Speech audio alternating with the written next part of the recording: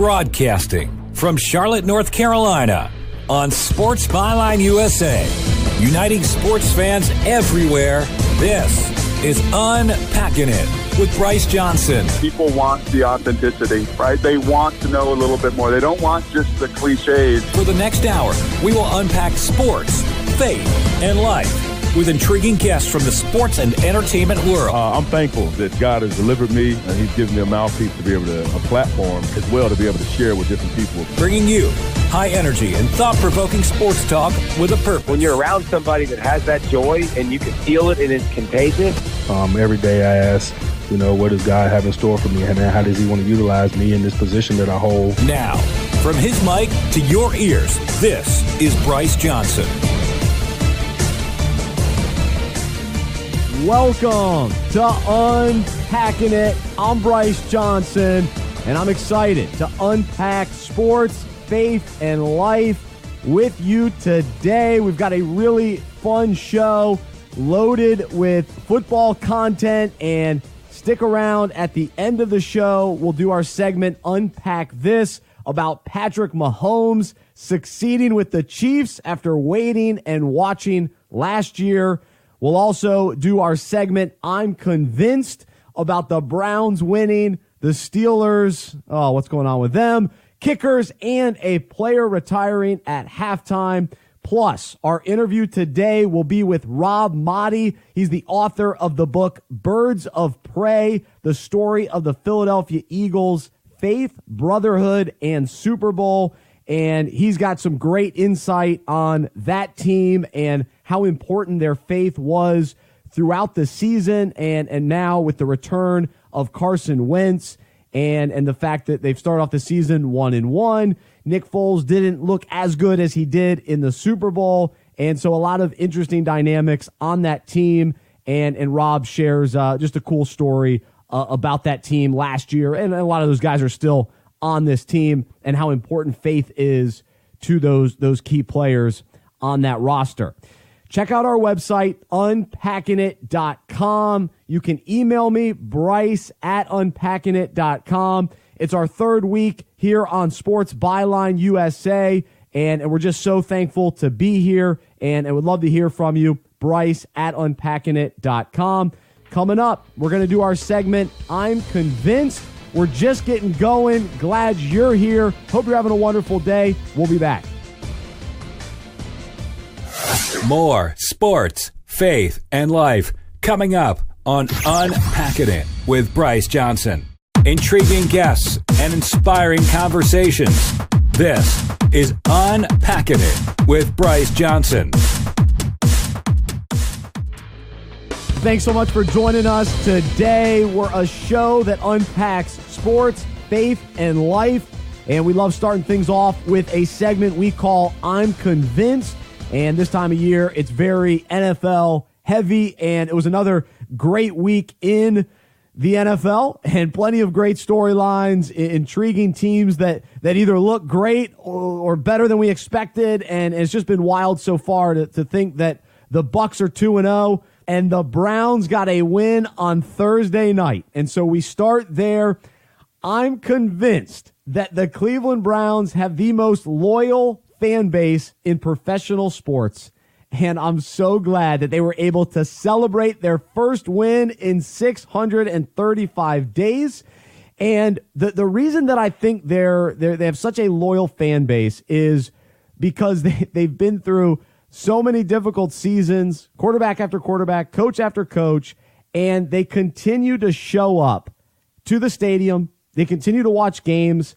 I have so many friends that root for the Browns week after week. I mean, even late in the season, they will still, even the losing seasons, they will go and find a TV to watch their team. I've got one friend who has a tattoo of the Browns on his arm. And so to see those types of fans have the opportunity to experience joy and excitement, I think it was a special night on Thursday night, and it was in front of a national crowd. And so not only did they get the win, but the fact that Baker Mayfield was the one to get them over the hump, I just thought it was fantastic. And so I'm just convinced that in a lot of ways, this was about the fans, because they're the ones that stuck by this team for so long. And were they celebrating like they won the Super Bowl? Absolutely. But good for them, because in their minds, with where they've been to where they are now, that was their Super Bowl. Now, it'll wear off, and they got to win some games. It was only week 3, and it was against the Jets. But now there's a hope. Now there's an excitement surrounding this team the rest of the season. And there was some hype going in, and now they're living up to it, at least with one win, right? At least with one win, we saw a glimpse of it. But I want to take this a step further and relate it to our own lives, because I'm convinced that we don't celebrate enough in life. And in some ways, we can become numb to, celebrating kindergarten graduation and then 5th grade graduation, or celebrating every family member's birthdays. And we feel like, we always have another birthday coming up. But I'll say this. To watch fans who celebrate victories, and for many teams, it's every week, Patriots and Alabama, they win all the time. But teams like Cleveland, they don't get that opportunity all the time. And so they take advantage when they do get the chance to celebrate. And I think we need to have a similar mentality in our own lives, to celebrate the people in our life, to celebrate the key moments, to celebrate the blessings that God has given us, and to not take things for granted. And when we accomplish a project at work, or we finish something we've been working on, it's worth the celebration, versus we're on to the next game. We're on to the next accomplishment, or we're on to the next person's birthday. Let's really be in the moment, because I'm just convinced there's so much joy to be had when we celebrate life, when we enjoy the little moments, the little accomplishments. And I'm so guilty of, all right, what's next? Okay, that's great. I finished that. Okay, what can I do now? Versus pausing, reflecting, and saying, this was awesome. And so Thursday night, that was an awesome game for the Browns. And it was worth celebrating, cheering, hugging, high-fiving. So good for them. Even watching Joe Thomas, who retired, he was doing the NFL Network, watching him celebrate was really cool as well. So the number 2 story I'm convinced of. I'm convinced that Vontae Davis shouldn't have left the stadium after he retired during halftime of the Bills game, but I'm convinced quitting is sometimes the best answer. So there was a lot of feedback on both sides with Vontae Davis. He let his team down. A lot of former players consider him a quitter and selfish, and they couldn't believe what he did to just leave during halftime. And so in a lot of ways, I agree with the concept that he shouldn't have just walked away and not really explained to people, or not remained on the sideline. But I think in life, there are moments where we just know that it's over. We know that it's time to move on. Now, I think it's important to leave the best that we can and to not burn bridges. But there are times, especially at work, where we just know that we can't keep going. But I think on the flip side of it, we end up staying longer than we really need to, because we feel the pressure of other people, and what are they going to think, and they really want me to stay, and I gotta keep sucking it up and going. And I think even in football, it's this mentality of, if you quit, you're no good, or you gotta finish your whole career and play 10 years. And for some of these players, they recognize, I can't keep going. My body is telling me I can't keep playing. I need to stop. And that moment is different for everyone. Some guys can play 20 years. Some, it's in the middle of the season. It's right after the season. It's a few weeks in, and they say, all right, I'm going to finish out this season. But I think we have to give guys a little more grace, and even in our own lives, give each other grace, that sometimes we have to, leave a church, or leave a job, or leave a neighborhood. And even though other people might be disappointed that we're leaving, if we sense that God is leading us and that we're trusting his guidance, we have to be confident to make those decisions. And sometimes it's not the easiest decision, and other people aren't going to be thrilled with it. But we have to remain obedient in those situations. And so I don't know all the details or what Vontae Davis was going through, but I just want to step back and try to understand the bigger picture a little bit even though I think he could have handled it a lot better. There's no question about that. Real quickly, a couple more things that I'm convinced of this week. I'm convinced that Ben Roethlisberger is the key to the Steelers turning their season around. There's plenty of talk of, is Bell going to come back and what are they going to do with him and what's going on with Antonio Brown and missing practice and complaining and, wondering what side you should choose with Antonio Brown. Ben Roethlisberger, he's got to go out there, lead this team to the best of his ability. He's the veteran quarterback, and he's got to get all the offensive weapons involved, and this offense is going to have to carry the Steelers and turn things around, and the offense goes as Ben Roethlisberger goes. So it's on him. He needs to carry a little bit more responsibility, and I think he can do it. I really do. I think he's got the ability to help this team turn it around, but I'm convinced it's time for him to step it up even more and maybe be more vocal and engage this team a lot more. I'm also convinced I would never want to be a kicker in the NFL. There were 19 misses on Sunday, and 2 kickers were released. Since week 1 of 2017, 14 teams currently have a different kicker. And so I'm also convinced that teams shouldn't play for the field goal. Play for the touchdown. Go for it on 4th down.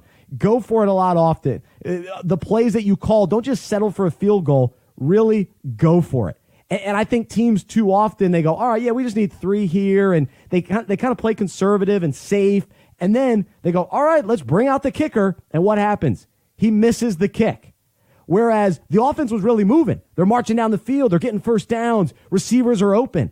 Just go for it. Go for the end zone. I think teams hold themselves back all too often, and then they go with the kicker who's been on the sideline watching. All right, it's up to you to win the game. No, put the ball in the hands of the quarterback and let him make a play. So one final thing I'm convinced of. I'm convinced that every team should have their own version of the Philly special. Because we've already seen it a couple times this year, and Cleveland on Thursday night with Baker Mayfield scoring a touchdown. I just love that play. I love watching quarterbacks attempt to catch the ball like we saw in the Super Bowl with Tom Brady and maybe it not work out. And then you see Nick Foles. It works for him. They did it again. Something similar early in the season. And then Baker Mayfield. Every team should be doing it. Make these offenses even more dynamic. I think it's a blast. Coming up next, we're going to do our interview with Rob Maadi. We'll talk Philadelphia Eagles. Thanks for listening to I'm Convinced. I'm Bryce Johnson. This is Unpacking It. More sports, faith, and life coming up on Unpacking It with Bryce Johnson. Bringing you unique insight into the faith and character of guests from the sports world. Welcome back to Unpacking It with Bryce Johnson. Thanks for being with us here on Unpacking It. I'm Bryce Johnson. Be sure to check out our website, unpackingit.com. You can find our podcasts, videos, blogs, ways to connect on social media. You can email me, bryce@unpackingit.com. Would love to hear from you. And it's week number 3 on Sports Byline USA. So what do you think about the show? What would you like to see us add to the show? What's your favorite segment? Who are some guests you'd like to have on the show or you'd like to hear on this show? Let us know. Shoot me an email, bryce@unpackingit.com. Let's welcome on our guest today. The Philadelphia Eagles last year won the Super Bowl. Carson Wentz was awesome before he went down, but they won the actual game with him on the sidelines, and now he's back. And right now we're going to have a conversation about how special the Philadelphia Eagles were last year and how their faith really drove them, and that's what they were most passionate about throughout the season.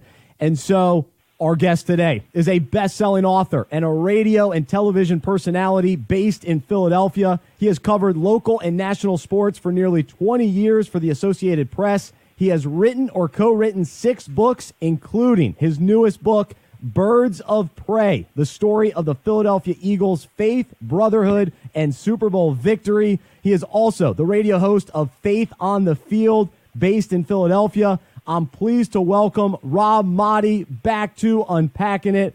Rob, thanks for being with us. How are you? Bryce, it is my honor to be on the show again. Thank you so much for having me. Man, well, we're psyched to talk with you and can't wait to really dive into the book. But we're 2 weeks into the NFL season, and so I've got to get your initial thoughts on how you're feeling, how everyone's kind of feeling about the Eagles and their 1-1 start. Well, Carson Wentz is coming back this week after 2 weeks of so-so performances. The offense didn't look that good with Nick Foles. I kept trying to tell everybody he is the Super Bowl MVP. Give the guy a little bit of slack, and they could not wait in this city for Carson Wentz to come back. I'm like, how quickly people forget he has one bad game, and already they're ready to go. Nick, out the door. Let's bring Carson back. But Carson is the reason that they were even in position to get to the Super Bowl last year. He is the franchise quarterback. He is an exceptional talent, and people are excited to see him back out on the field against Indianapolis. It should be a great game. Well, no, I was going to ask you about that because I just can't get over how quickly people wrote Foles off. I mean, what is the thought process? How did that happen so quickly that everyone forgot that he was the MVP in the Super Bowl? Man, we live in a what have you done for me lately society, Bryce, and I think it's unfortunate because I was on the radio all summer long telling people they ought to build a statue for Nick Foles. Like, this city waited forever to win a Super Bowl, and Nick Foles goes out there and has this phenomenal performance in the NFC Championship game and then against Tom Brady and Bill Belichick in the Super Bowl. He's the MVP of that game, and then he has a couple bad games in the preseason. I'm like, it's just a preseason. Who cares? There's no offense. There's nothing going on. And then it's just a so-so performance in that first game. And that's Bryce. They're ready. Like, all right, don't let the door hit you on the way out, Nick. And man, it's unfortunate. I think there's still a segment of fans though who will forever look at Nick Foles as their hero, as the guy who finally got them that Vince Lombardi trophy. So I hope those fans are loud and proud because Nick Foles deserves it. What a great guy he is too. Oh, well, it's funny because I was with my family in Philadelphia when the news came out that Wentz was out week 1. And they were just beside themselves. They were so upset. And so I've just been trying to understand just how this happens. But that's how Eagles fans are, and it's just kind of funny. But it's exciting that Wentz is back. And so what's kind of your maybe expectation for him and kind of even for fans to be like, all right, we got to pump the brakes a little bit. He's not going to come back right away and start throwing 6 touchdowns. Or is that what you expect? I don't, Bryce. I mean, this is a guy coming back from an ACL, LCL injury, hasn't played in over 9 months now, did not take a snap in the preseason, of course, because they were trying to preserve him and keep him out. He has been in practice. He's looked great. He's looked sharp. He's looked fantastic in shorts and without people coming at him trying to tackle him. So he's got to get reacclimated to the speed of the game. He's got to step back in there, get familiar with the new guys around him. He doesn't have much help around him right now. Alshon Jeffrey's out. He's injured. They lost a couple other wide receivers. They brought back one of his close buddies, Jordan Matthews. I can't expect him to step in there and be the Carson Wentz who was on the way to potentially winning MVP of the NFL last year, finished third in voting after he was injured. But this guy is a pretty remarkable player. And if he steps right in there and has a 3-touchdown, 0-interception performance, it wouldn't shock me, but that's not what my expectation level is. Gotcha. All right. So I selfishly asked, too, because I am putting him in my fantasy lineup this week. He's back. So we'll get him. You're going right in? Starting? I'm going right in. I got All right. I drafted him too early not to rely on him. So I'm glad he's healthy. We're talking with Rob Maadi here on Unpacking It. He's written a new book called Birds of Prey, the story of the Philadelphia Eagles' faith, brotherhood, and Super Bowl victory. And speaking of Foles and Wentz, you, of course, wrote a lot about both of them in your book, and both of them strong men of faith. And I'm curious to hear just a little bit of that perspective on the show today as far as how that relationship really grew and how it was challenged last year during that Super Bowl run where here's Carson Wentz having to watch his backup win the Super Bowl while he's going through surgery and rehabbing and on the sidelines. You know, Bryce, people from the outside looking in, people who maybe are not as close to the situation or just believers will look at it and think there should be a jealousy factor. There should be a little resentment. There should be some anger, maybe some bitterness. It would be natural. It would be the expectation, but not at all. Not in this case. When Nick Foles came to the Eagles last year, he walked right into that quarterback room, and you have Carson Wentz, strong believer. Nate Sudfeld, who was picked up right after the end of training camp last year when he was released by Washington, number 3 quarterback, another strong believer. So you have 3 guys who really uplift each other, motivate each other, encourage each other, study scripture together, listen to worship music together. So the transition from Carson to Nick was not difficult at all. He was ready to, he understood the situation. He was disappointed in what happened to him. Who wouldn't be when you're going down? And he's such a competitor. But for him to see Nick Foles, a guy who is such a man of Christ, be elevated into that starting role and to take off with it and to win the Super Bowl and then to glorify God on that platform, on that stage in front of billions, millions, however many people were watching, for as difficult as it may have been for the average person, Carson was able to put aside any inner feelings of selfishness or anything like that and understand, hey, this is all for the glory of the kingdom. This is great. I could not have asked for a better situation than this. And Nick, for his part, from the day he took over, always said, hey, this is Carson's team. I'm just steering the ship right now. I understand it's Carson's team. And throughout the whole process, he wins the Super Bowl. He is the MVP. And he says, hey, I'm just here until Carson Wentz is ready to come back and be the starting quarterback. So there has been no feelings of any of the bitterness, jealousy, or anything like that. It's such a strong quarterback room. And then to hear coaches and other people around the league who may not have experienced anything like that talk about these guys, it's pretty impressive. It really is. Oh, no question about it. Rob Maadi, our guest right now on Unpacking It. His book is called Birds of Prey, and that's Pray, all about the faith of that Philadelphia Eagles team that won the Super Bowl last year. And just to continue that kind of topic with Carson Wentz, was there a moment or something you admired most about this journey that Wentz has been on specifically,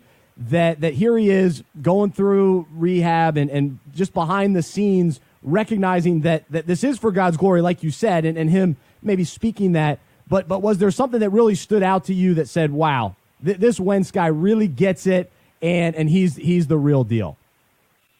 Yeah, and you know what it was, Bryce? It's the day after he's injured, because here is the outside world looking in, and I hear it on talk radio, and I hear other people, and I hear fans say, how could something bad like this happen to such a loyal follower of Christ? People who are a little cynical of his faith, people who may not necessarily have the same beliefs, people who want to come at it with a critical eye, say, how could this happen? How could this happen to Carson Wentz? And you and I both know as believers, it doesn't make us immune to adversity. It just means that God is there with us to guide us through the storm. He'll never leave us. He'll never forsake us. And for Carson, the very next day, he put out a video on social media saying, while I understand, while this is difficult for me and it's devastating for me personally, I understand that God has a different plan for me, and I will always put my trust in the Lord. That was so strong and such a powerful testimony that one day, this is still a kid who's 24, 25 years old. He had every reason to be angry, to be bitter, to have resentment in his heart, but he understands that platform that he has and that people are watching. And for him to come out the next day after he was injured, 2 days before he actually had the surgery, to realize my season's over, but I can use this to glorify the Lord. And he did that. And I was like, man, not only he gets it, and he gets it in a powerful way. And it was so beautiful to watch. Oh, it's so cool, especially as a young guy. And man, the testimony that he had. And it was just, he talked a lot about it, but just the way he acted, and we could see it even from the outside looking in, it was cool. So to hear from you, kind of being a little bit more in the mix and knowing these guys on a personal level, really cool to hear. He's Rob Maadi. We'll continue the conversation about faith and football right after this. It's Unpacking It. I'm Bryce Johnson, right here on Sports Byline USA. The place to hear athletes opening up about their true passions in life. This is Unpacking It with Bryce Johnson.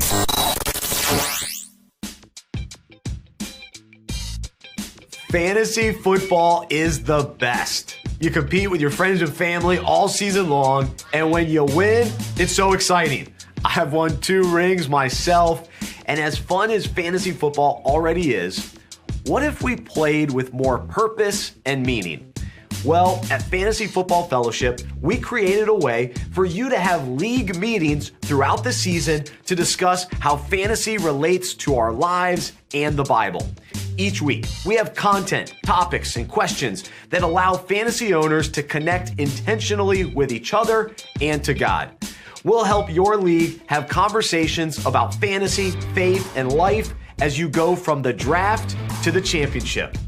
Play fantasy football and change your lives. Sign your league up today at fantasyfootballfellowship.com. Going beyond the field, this is Unpacking It with Bryce Johnson on Sports Byline USA. We're in the middle of a conversation about faith and football with Rob Maadi. He's an author and a radio host. He's written a book called Birds of Prey, the story of the Philadelphia Eagles' faith, brotherhood, and Super Bowl victory. And I'm curious, Rob, at what point did you know that this was a special team, not only on the field, but off the field as well? And then how did you decide that you wanted to write a book about this team?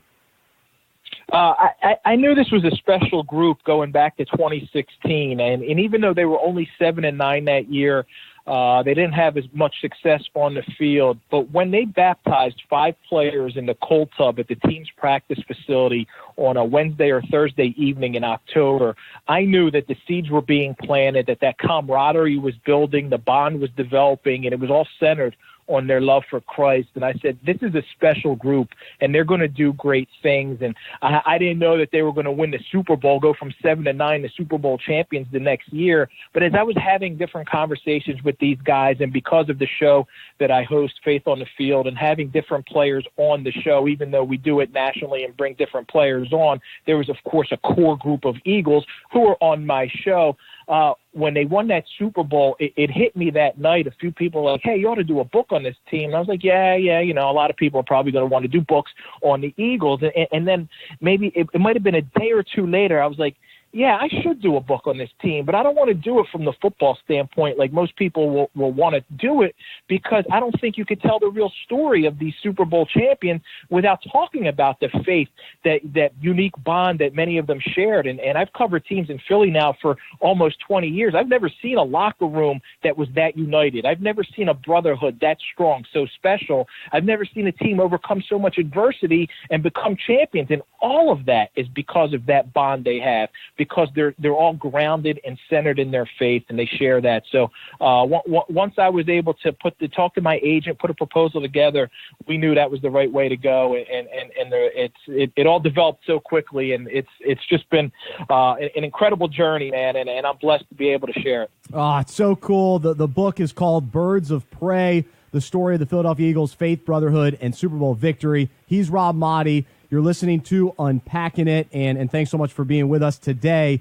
And so you talked about just, you know, you've covered so many teams and been in locker rooms, and to see the uniqueness that this Eagles team had, to compare it to even over the years, like even just take football, for instance. We've seen, you know, the Tony Dungy-led teams. We've seen the Kurt Warner-led teams, and there are examples of guys who have been very vocal about their faith, but it seemed that this team, there was just something even beyond what we've seen before, and it wasn't just one or two guys. We've talked about Wentz, and we've talked about Foles, and those may have been the biggest names or the most vocal, but this was a strong contingent of players that it went throughout the locker room. The guys were just serious about their faith, wanting to grow. And so how did this happen, and what did you kind of notice, just the process of really this team coming together? What made these guys so unique, because as you mentioned, Kurt Warner, Russell Wilson, Reggie White back in the 90s, Tony Dungy teams, the Ravens a few years ago. But what made this Eagles team so unique, Bryce, is that there was a large number of guys. It wasn't 3, 4, 5, or 6. It was about 18, 19, 20 guys. They're young guys, but they were bold. And they were willing to use that platform that God blessed them with to share the message of Jesus Christ. They understand that they have this platform, that they've been given these talents, and they want to use it. And now we have social media where maybe it wasn't such a big thing 5 and definitely not 15 and 20 years ago. So we get to look inside these guys' lives by what they post on Instagram, what they post on Twitter, what they post on their pages, and they use that to glorify the Lord, whether it's Bible verses, whether it's worship songs, whatever it is, they use it in a powerful way to glorify the Lord. And that's what's really cool is seeing a bunch of young guys who get it. And then to go into Super Bowl week, Zach Ertz, who ends up catching the go-ahead touchdown, before the game says our number one priority is to make disciples. And we want to win games. We want to win championships, but our number one priority to make disciples. So when you hear a guy like Zach Ertz say that, he's a Pro Bowl tight end, he's Carson's go-to receiver, but at the same time, he understands that this is a platform that I have and I want to use it. And he says we, he doesn't say I, and it's a feeling, it's a sentiment that a lot of players share on that team. And that's what I think made them such a unique group of individuals. Well, absolutely. And then what was so cool, too, is we already talked about Carson Wentz, and he was dealing with difficulty, yet was pointing to God. And you think about a guy like Chris Maragos, who we've had on Unpacking It, but very vocal about his faith. He was on injured reserve, having to watch his team win, but still sharing his faith and wanting to point toward God. So it wasn't just, oh, this team's winning and they're giving all the credit to God. No, there were guys going through tough times. You've got the whole dynamic that we talked about with Foles and Wentz. And so to me, that just carries even more weight to say, hey, these guys, they do have a higher calling. They do recognize the platform. And so I appreciate what you've done with your show, Faith on the Field, and then also your new book just highlighting this team. The book is called Birds of Prey. And Rob, it's just so cool to hear. So any other thoughts on just that, as far as this wasn't just maybe the normal way that we hear a lot of guys thank God after a win or after a game? It went a little bit deeper than that. That is so true, Bryce, because as you mentioned, it was like at one point, the guy started to drop. Chris Maragos, strong believer, season-ending knee injury. Jordan Hicks, one of the players who was baptized in that cold tub in 2016, he went down with a ruptured Achilles. Playmaking linebacker, keep the quarterback on defense.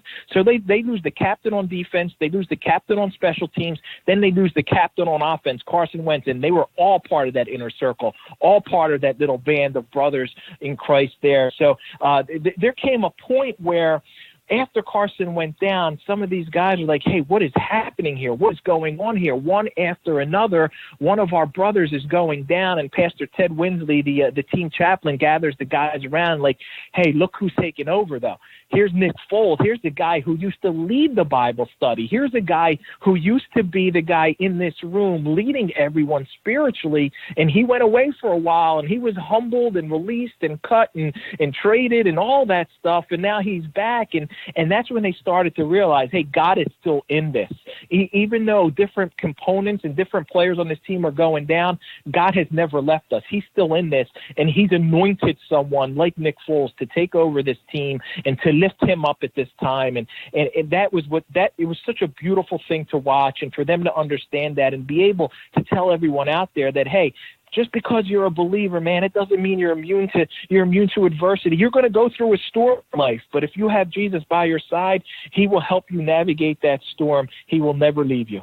Amen. Amen. He's Rob Maadi. The book is called Birds of Prey. He's also the host of Faith on the Field, and he's been covering sports for nearly 20 years for the Associated Press and has written multiple books. And so we talk about all these guys that were, just solid guys, loving the Lord, loving each other, winning games, playing football, all that sort of thing. But within a locker room, we know that it's hard to get everybody to believe the same thing, to get everybody exactly on the same page. And so from your perspective, as you got to know this team, what was it like for the guys that maybe weren't faith-based or they weren't so sure about what they believed and maybe were, just kind of wondering what was going on? What was kind of the other side of the locker room, and how did a lot of these faith-based guys deal with that, and what was your perspective on all of that? Tremendous respect, man. And here's what's so cool about the Eagles and the players who are strong believers is that they firmly believe in a culture of inclusivity. So these guys aren't a clique. They don't just hang out with each other. They probably do socialize with each other more than any other group on the team, but it's not like you walk into the locker room and go, oh, there's the Christians over there and there's the it's not like that at all, because they really want to spread a message of love.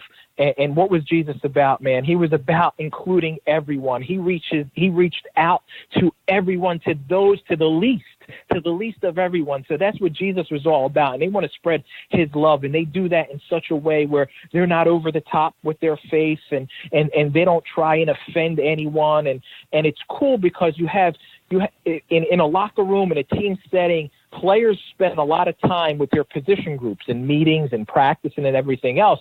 So you have, although all three quarterbacks are believers, but you may have one or two tight ends, or you may have two or three linebackers, or two or four, so they're sprinkled in all around the position groups, and they get to share with those guys. And I just got to see there was a level of respect that went all around that locker room, and it allowed them to overcome all kinds of things, not just the adversity, but here you had a team last year that didn't have a 1,000-yard rusher, didn't have a 1,000-yard receiver. Alshon Jeffrey comes in, Jay Ajayi comes in, and they both have maybe some reputation of being selfish or something like that.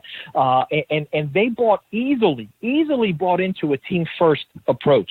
And why were they able to buy into a team-first approach? Well, when you look at the core group of guys, the leaders on the team, if they have a God-first mentality, well, then team first becomes a whole lot easier for everyone else to accept. And that's how I saw that develop last year. And it was just so neat to watch that happen, because there was no divisiveness, none whatsoever. And then as the whole thing plays out with the White House visit and how they don't end up going there, hey, Philly's a tough media market, but you didn't hear one player go tell any member of the media, because it would have been out there, it would have been on Twitter, it would have been sources say this, and say, hey, I really wanted to go and I didn't like the way my teammates handled it. No, they all united. They all were together in that, and they all decided, hey, let's have a team first mentality here. Let's do the same thing. Let's agree on it and go forward with it. So it all starts with that faith that the core group of guys have, and it just goes throughout the whole locker room, man. It was wonderful. It's such a cool thing to watch. And I hope to see other teams and other locker rooms really get that and really build on that and have it just travel throughout sports across the U.S. Absolutely. It's a message of love and brotherhood and unity, and it's wonderful. So the book is all about the Philadelphia Eagles and the special season that they had last year, written by Rob Maadi. It's called Birds of Prey.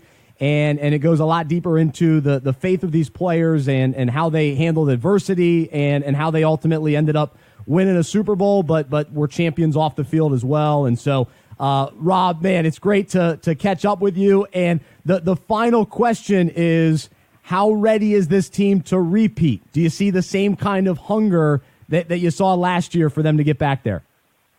Oh, man, I did a lot of these interviews before the season started. Now that I'm 2 games into it, I'll still stick with the same thing I said. It is so difficult for teams to repeat. Only 8 have repeated as Super Bowl champions. It's a tough NFC. It's a tougher division as well.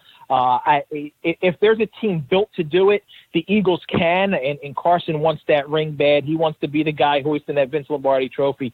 I just don't see it happening this year. I do anticipate that they will win a Super Bowl or 2 under Carson Wentz as the starting quarterback, but I just don't see it happening this year. There you go. I hear you. As long as Carson Wentz gets me a fantasy football ring, we'll be good to go. But no. Hey, that's what it's all about, man. That's what it's about. Get it. That's right. So Rob, thanks so much. Check him out on Twitter, Rob Maadi, and check out his show, Faith on the Field, and check out the book, Birds of Prey. Rob, really appreciate it, and we'll catch up again soon. Thanks so much, Bryce, man. It's my pleasure. All right. Thanks a lot. There's Rob Maadi right here on Unpacking It. Inspiring conversations and intriguing interviews. More Unpacking It with Bryce Johnson after this. It's our final segment here on Unpacking It. I'm Bryce Johnson. Check out our website, unpackingit.com. You can email me, bryce@unpackingit.com. It's time for Unpack This, where I'll take a current sports story and relate it to the Bible and our own lives. This week, I want to unpack how Kansas City Chiefs quarterback Patrick Mahomes is taking the league by storm by throwing 10 touchdowns in the first 2 games of the season. Last week in Pittsburgh, he became the youngest player in NFL history to throw at least 6 touchdowns in one game. The Chiefs selected Mahomes to be their franchise QB, but they waited before handing over the offense to him. He spent last season backing up Alex Smith, preparing and learning. During the offseason, the Chiefs then traded Smith to the Redskins and went all in on Mahomes. Normally, many high-drafted rookie quarterbacks take over right away, but Mahomes was given the opportunity to wait. Yes, the opportunity, because it benefited him greatly. When asked what would have happened if he played right away in 2017, Mahomes responded, "I would have just been trying to make plays, and I wouldn't have had the same confidence I have now." He's out there as the leader of the offense now. The timing is right, and he's ready and prepared to thrive. We know that timing is key in life. But when it requires us to wait and have patience, we can get antsy and frustrated. Nobody likes to stand on the sidelines as we wait for the next promotion or the right opportunity to come to fruition in our own lives. However, when it comes to God's plan and his purposes for our lives, he uses the waiting period to prepare us and teach us. Then, when the timing is right, we're ready to take on the new responsibility with much more confidence. The Bible reminds us that there's an opportune time to do things, a right time for everything on the earth. As we seek and trust God, we can have peace in knowing his timing is perfect, and we can rest instead of rush. By recognizing it's not our time yet, we can wait patiently, knowing that when it is, we'll be ready because it's God's timing. I hope you're willing to unpack that. Thank you so much for joining me today. Until next time, I'm Bryce Johnson, and I'm a sports fan who follows Jesus. I believe in the good news that he died on the cross for my sins, he was resurrected, and through faith, I have been saved by his grace. I hope that is true for you as well, and I hope you'll join me as we live life as sports fans who follow Jesus together. Have a wonderful week. This has been Unpacking It with Bryce Johnson on Sports Byline USA.